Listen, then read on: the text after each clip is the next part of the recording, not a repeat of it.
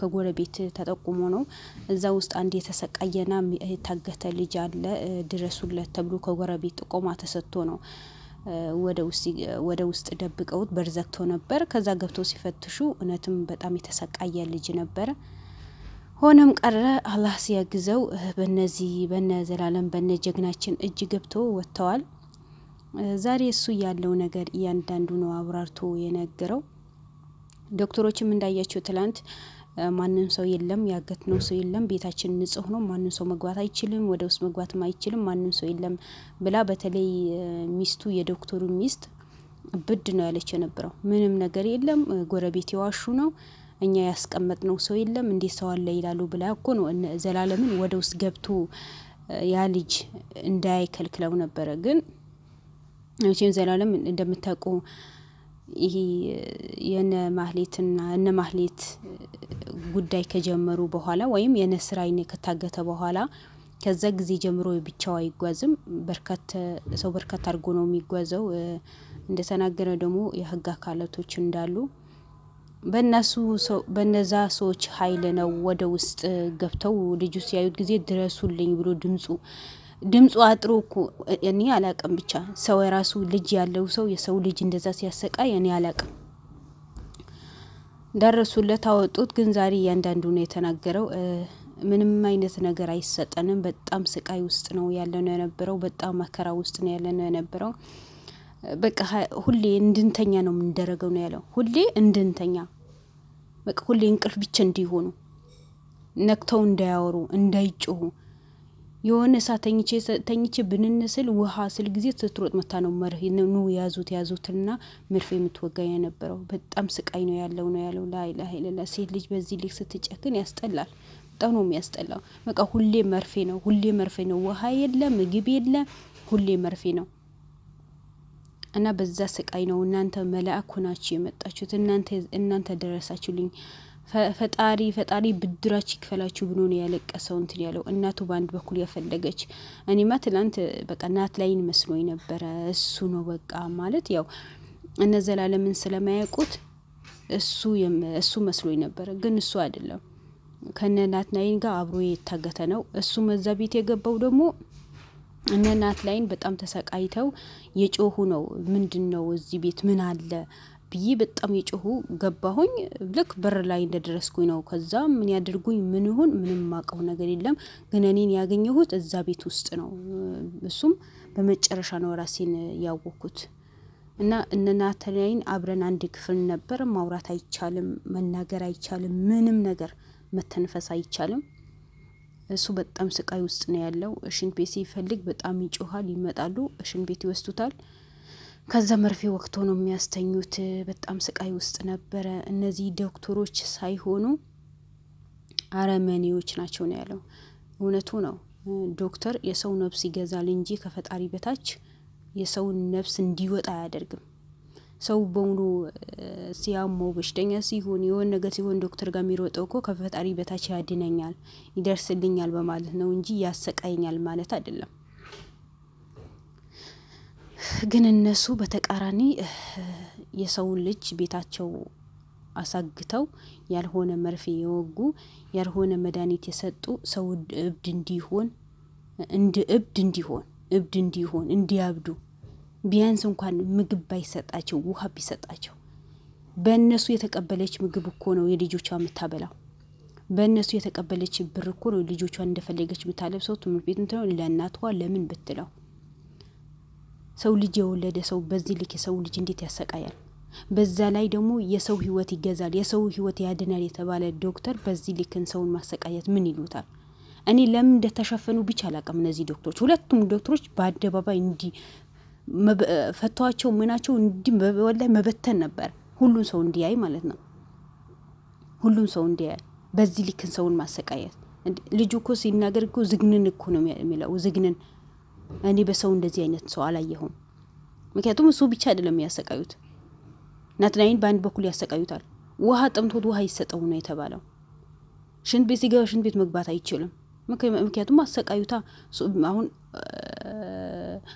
የነስራይን ወንድማችን እነሱ ቤት የሄደ ጊዜ ጥቆማ የተሰጠው ጊዜ እኮ 2 አመታቸው አለፋቸውን የተባለው የነበረው አሁን ወደ 3 ወር 4 ወር ሆኖታል ይሄ የእነሱ ኬስ ከተጀመረ። ስለዚህ 3 አመት በሙሉ በአንድ ሰው መሰቃየት ማለት በጣም ከባድ ነው።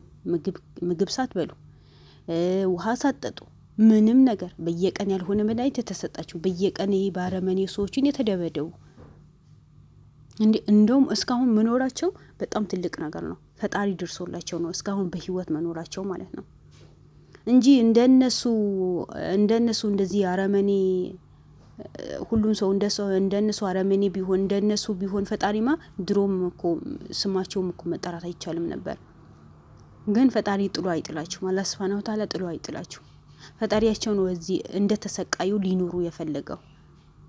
ዛሬ ቢሰቃዩ ነገ ወይ ወጥተው ደህና ሆነው ቤታቸው በስርዓት የመሩ ንብረታቸው በስርዓት የመሩ የሚኖሩ ጀግና ልጆች እንደሚሆኑ እርግጠኛ ነኝ። ምክንያቱም ጀግና ስለሆኑ እኮ ነው ማህሌትና ናትናኤልን የአባታቸው ንብረት የእናታቸው ንብረት ሳያባክኑ በስነ ስርዓት የሚያስተዳድሩ ተነበረው በስነ ስርዓት ድርጅታቸው የሚመሩ ተነበረው። ያ አስተዋይ ልጅ ስለሆኑ እኮ ነው። ግን አሁን እነዚህ ሰገጤ በሆኑ ሰዎች ምንም በማይረቡ ምንም ነገር በሰውን ብር በሚጨፍሩ ሰዎች ናቸው ህይወታቸው የታገተው፣ ህይወታቸው እንዲበላሽ የተደረገው፣ ሰው እንዲጠሉ የተደረገው። አሁን በዚህ አይነት እኮ እነሱ አላህ ደርሶላቸው ካሉበት ስቃይ ከወጡ ከሰው አምኖ ከሰው ጋር እንዳይኖሩ እኮ ነው የተደረጉት። ከሰው ጋር ከጎረቤት ጋር ተፋቀው እንዳይኖሩ፣ ከጎረቤት ጋር ተዋደው እንዳይኖሩ፣ ሰውን እንዳይቀርቡ፣ ሰውን በሙሉ እንዲያስጠላቸው ነው የተደረጉት። በዚህ ልክ ለምን ሰው አለ ሰው እኮ መኖር አይችልም። ሰው ከሰው ጋር ነው እንጂ ብር ብቻ አይጠቅመውም እንዴ።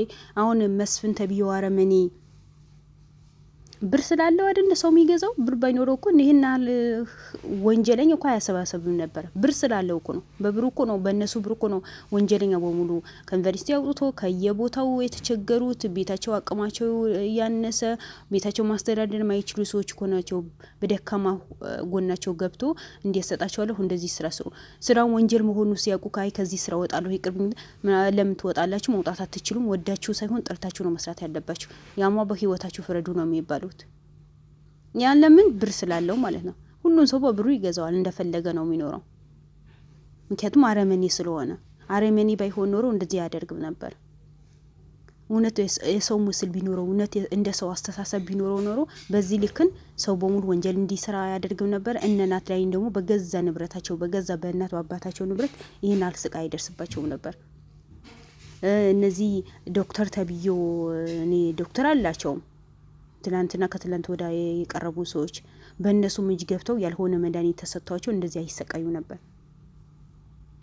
ሰው ለእናቱ የሚያስብ ሰው የሰው እናት ጥሩ ያስባል፣ የሰው ልጅ ጥሩ ያስባል። እሷ ልጆቼ እናቴ ትላለች፣ ግን የሰው ልጅ ቤቷ ውስጥ ቁጭ አርጋ ታሰቃያለች። እነ ማህሌትና ናትናኤል አይደለም ገና ሌላ ልጅ እኮ ነው። ሌላ ልጅ ፈላጊ የሌለው እናቱ ደካማ የሆነች መናገር አይችል። አሁን እንኳን በነ ዘላለም እጅ ገብቶ እንኳን መናገር አይችልም። አቅም አንሷ። ምክንያቱም ምግብ የሚባል ነገር አይቀምስም። እነሱ ጋር የተሰቃየ ያልሆነ መርፌ የተወጋ ብቻ መልስ የሚሰጥ አላህ አይደለም። ሰውን የሚያሰቃዩት በሙሉ በተራቸው ሰውን ሳይሆን ፈጣሪ ያሰቃያቸው። ምክንያቱም የእሱን ስለሚበልጥ ማለት ነው። እኛ ሰዎችንማ ሁላችንም ደካማ ነን፣ ምንም መስራት አንችልም። ደካማ ስለሆኑ እኮ ነው እነሱ እንደዚህ የሚጫወቱባቸው የነበረው።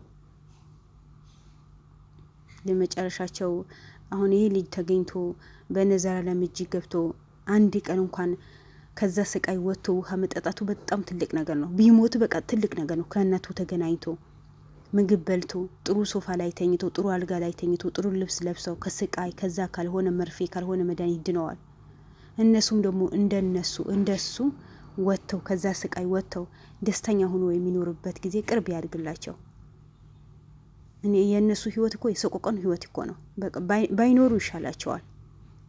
ምክንያቱም የሚያሳልፉት ስቃይ ራሳቸው ነው የሚያውቁት።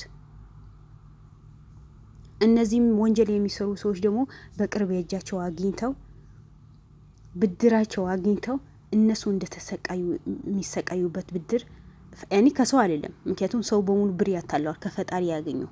ከፈጣሪ ያገኝተው ለካኛም እንደዚህ እኛ እኮ እነዛ ልጆች እንደዛ እንበድላቸው ነበር ወይ እንደዚህ ነው የሚሰቃዩት ነበር ወይ ብሎ እንዲያውቁት ህመሙ እንዲያውቁት ብድራቸው ያገኙት በቅርብ።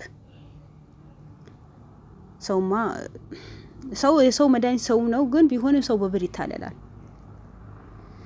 አይላችኋለሁ። ውድ ቤተሰቦቼ በዚህ ረመዳን ይሁንበት፣ በዚህ ረመዳን ወጥተው ሁላችንም በእናት ላይ የተጨነቀን እኛ በሙሉ ደስተኛ የምንሆንበት ጊዜ ዘላለምም የነስራይን የነሱ ታዳሚዎች በሙሉ ደስተኛ የሚሆንበት ጊዜ ቅርብ ያርግልን እላለሁ።